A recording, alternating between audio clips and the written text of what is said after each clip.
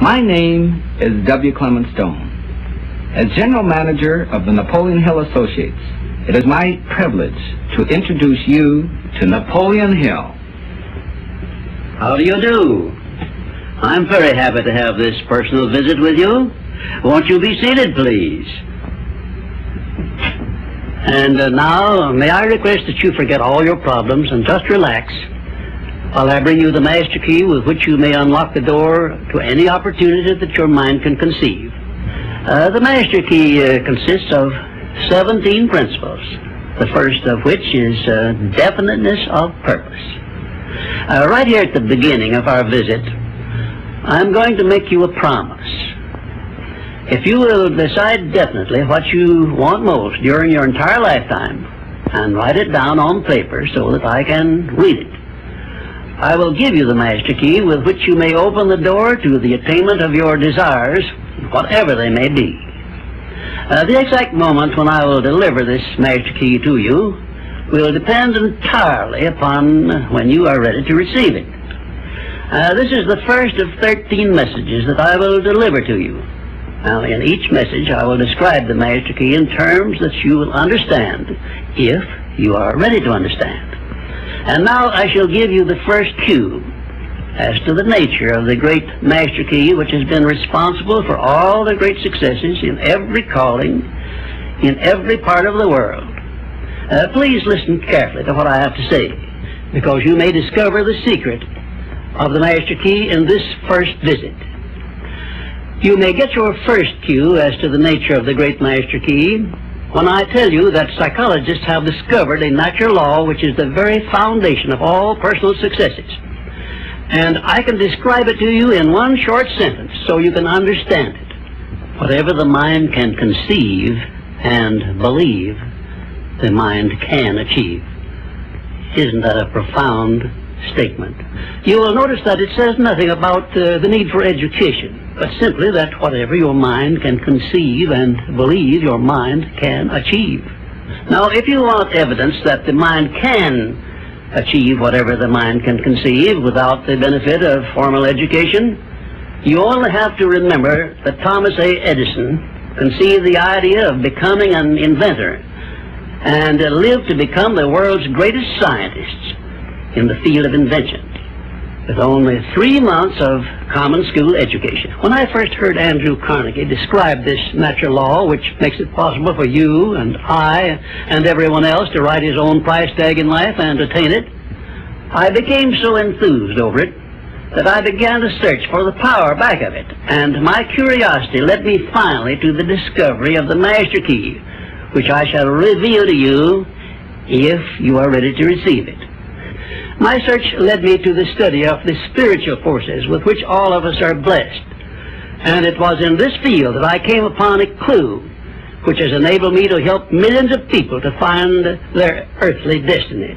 I want to describe my discovery in the simplest terms possible, because it will reveal to you why it is true that whatever the mind can conceive and believe, the mind can achieve, regardless of how many times you may have failed in the past, or how lofty your aims and hopes may be. I caught my first fleeting glimpse of the profound law which provides the means by which we may choose our own purpose in life and attain it, while I was being coached by Andrew Carnegie during the organization of the Science of Success philosophy.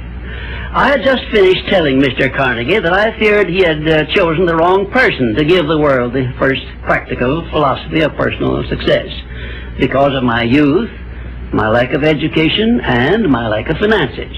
Well, at this point, Mr. Carnegie delivered a lecture that I shall never forget, because it changed my entire life and paved the way for my helping to change the lives of millions of people, some of them not yet born.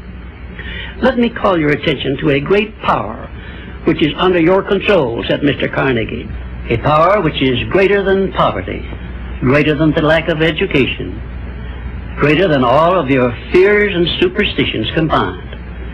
It is the power to take possession of your own mind and direct it to whatever ends you may desire. This profound power, Mr. Carnegie continued, is the gift of the Creator, and it must have been considered the greatest of all of his gifts to man, because it is the only thing over which man has the complete and unchallengeable right of control and direction. When you speak of your poverty and lack of education, Mr. Carnegie explained, you are simply directing your mind power to attract these undesirable circumstances, because it is true that whatever your mind feeds upon, your mind attracts to you. Now you see why it is important that you recognize that all success begins with definiteness of purpose, with a clear picture in your mind of precisely what you want from life.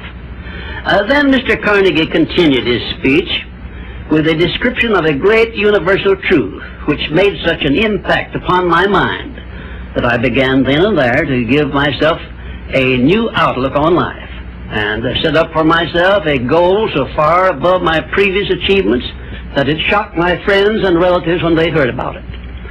Everyone, said Mr. Carnegie, comes to the earth plane blessed with the privilege of controlling his mind power and directing it to whatever ends he may choose. But, he continued, everyone brings over with him at birth the equivalent of 2 sealed envelopes, one of which is clearly labeled, the riches you may enjoy if you take possession of your own mind and direct it to ends of your own choice. And the other is labeled, the penalties you must pay if you neglect to take possession of your mind and direct it. And now let me reveal to you, said Mr. Carnegie, the contents of those 2 sealed envelopes. In the one labeled riches is this list of blessings. 1, sound health. 2, peace of mind. 3, a labor of love of your own choice.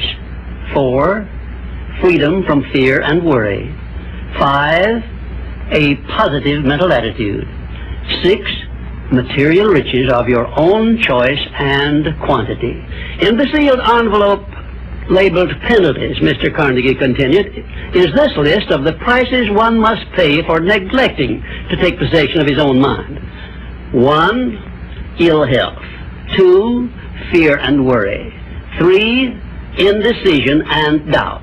4, frustration and discouragement throughout life. 5, poverty and want. 6, and a whole flock of evils consisting of envy, greed, jealousy, anger, hatred, and superstition. Now, my mission in life is to help you and everyone who needs my help to open up and use the contents of the sealed envelope labeled riches. And the starting point from which you must take off if you wish to write your own ticket from here on out for the remainder of your life, I will describe for you in these simple instructions. 1, procure a neat pocket-sized notebook, or something on the order of this one here, loose leaf affair.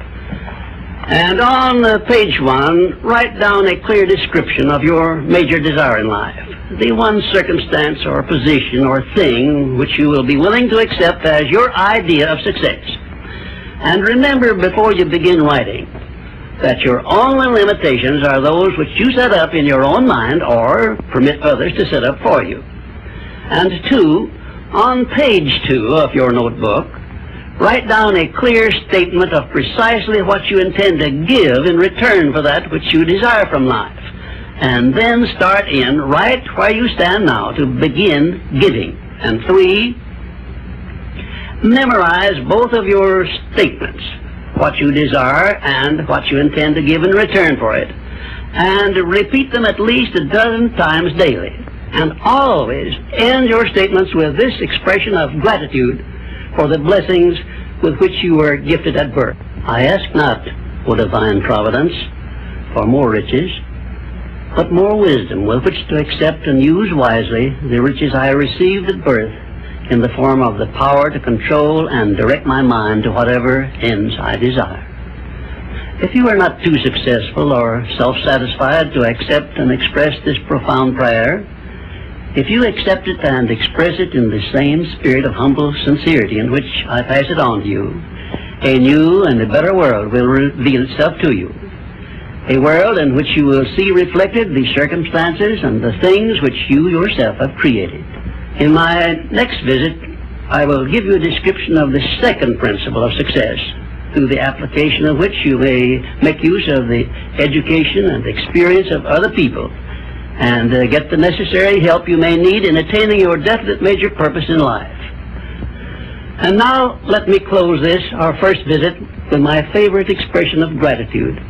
O divine providence, I ask not for more riches, but more wisdom with which to make wiser use of the riches you gave me at birth, consisting in the power to control and direct my own mind to whatever ends I desire.